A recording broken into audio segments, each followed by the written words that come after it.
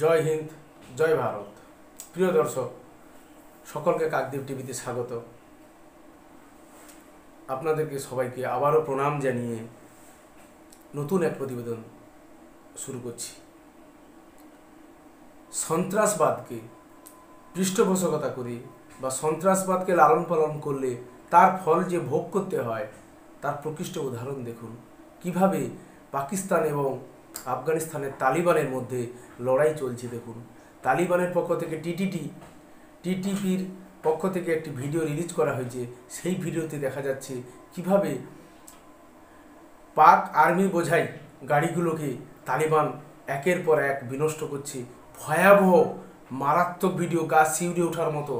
তবে এই লড়াইটা মূলত ওয়াজিরিস্তান, খাইবার পাখতুনখোয়া প্রদেশের ওয়াজিরিস্তানে এই লড়াইটা চলছে।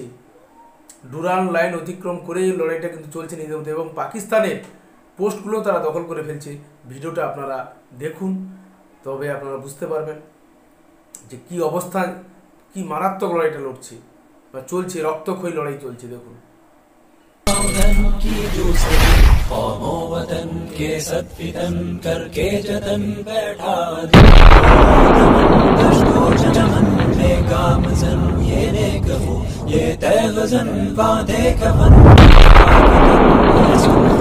कटवा के धन है सुलखरू शेरान दी सदाफनी सूए कमी जब चल गए पलटे नहीं करते नहीं कोहे मदी डल गए या तो वहीं काफिर लाई नारे जल गए या आजाद हंसी जबकि जबी पर मल गए या खूनशी गाजा हंसी जबकि जबी पर मल गए हो करो तारीख शब तंजा बला और मुश्किल। হ্যাঁ দর্শক, ভারত স্বাধীন হয়েছিল 1947 সালে 15ই আগস্ট। 14ই আগস্ট স্বাধীনতা লাভ করে পাকিস্তান। ধর্মের ভিত্তিতে দেশ বিভাজনের মাধ্যমে যেভাবে দেশ দ্বিখণ্ডিত হয়েছিল, একটি সমগ্র দেশকে বিভাজন করে দুটি রাষ্ট্র, আলাদা আলাদা রাষ্ট্রের নাম নিয়ে জন্ম হয়েছিল ভারত পাকিস্তান। সেখানে পাকিস্তান যেভাবে জম্মু কাশ্মীরকে কেন্দ্র করে ভারতের বিরুদ্ধে সকল সময়ের জন্য এক প্রকার ছায়াযুদ্ধ চালিয়ে যায়, এবং সন্ত্রাসবাদ, বিভিন্ন সন্ত্রাসবাদী সংগঠনের মূল যে চক্রী, পান্ডা এবং জঙ্গি মডিউলগুলো সমস্ত কিন্তু স্লিপার সেলগুলো সব পাকিস্তানে অবস্থিত। সেখান থেকে তারা ভারতীয় ভূখণ্ড পেরিয়ে, পাকিস্তানের ভূখণ্ড পেরিয়ে ভারতে ঢোকে এবং ভারতবর্ষের জম্মু কাশ্মীরের বিভিন্ন এলাকায় লাগাতারভাবে তারা এই নাশকতাগুলো চালিয়ে থাকে। আজকের কোন জায়গায়?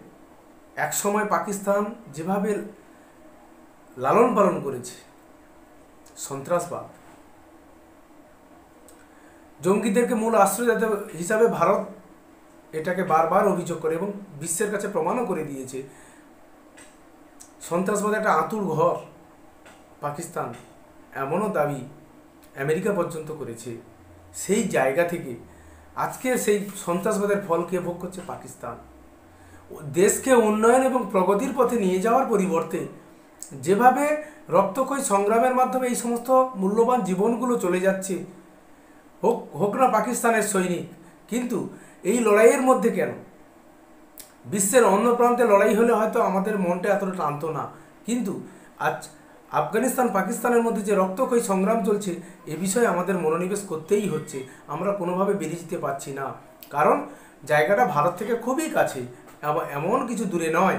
অতএব সেই জায়গাগুলোতে যেভাবে রক্তক্ষয়ী সংগ্রাম চলছে এবং পাকিস্তানের সেনাবাহিনীর সঙ্গে আফগানিস্তানের তালিবানের মধ্যে যে লড়াই চলছে, এই লড়াই অত্যন্ত ভয়াবহ এবং মারাত্মক জায়গায় যাচ্ছে। অস্থির একটি দেশ আর্থিকভাবে এখন অস্থির রয়েছে, অস্থিতিশীল রয়েছে, কোনোভাবে সে দেশটি সেই জায়গাতে অবস্থিত নয়, একটা সুস্থিত পরিবেশের মধ্যে নয়। সেই দেশকে আজকে সন্ত্রাসবাদের সম্পূর্ণ কার্যকলাপ বা সন্ত্রাসবাদের মধ্যে নিজেরাই সন্ত্রাসবাদের শিকার হয়ে যাচ্ছে। এবারে বুঝতে হবে, কখনো বাড়িতে যদি কালকে উঠে বসেন, সে আপনাকে ছোবল দেবেই যে কোনো সময়। আজকের একই ঘটনা ঘটছে পাকিস্তানের সঙ্গে। শান্তি এবং প্রগতির পথে যে দেশকে এগিয়ে নিয়ে যাওয়ার কথা, সেখানে না নিয়ে দেশকে যেভাবে অস্থিতিশীল এবং ভারত বিদ্বেষী এক প্রকার একটা জায়গা থেকে ভারতের যে কোনো মূল্যে ভারতের বিরোধিতা করা, ভারতকে অস্থিতিশীল করে রাখা, এই একটা প্রক্রিয়া, এক ভয়ানক ভিডিও দর্শক। এটা টিটিপি তেহরিকি তালিবানের পক্ষ থেকে এটা রিলিজ করা হয়েছে, আপনারা সেটা দেখলেন। ধন্যবাদ, সকলে ভালো থাকবেন।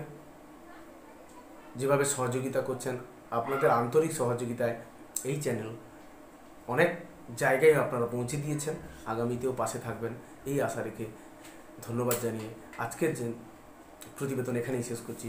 নমস্কার, ধন্যবাদ।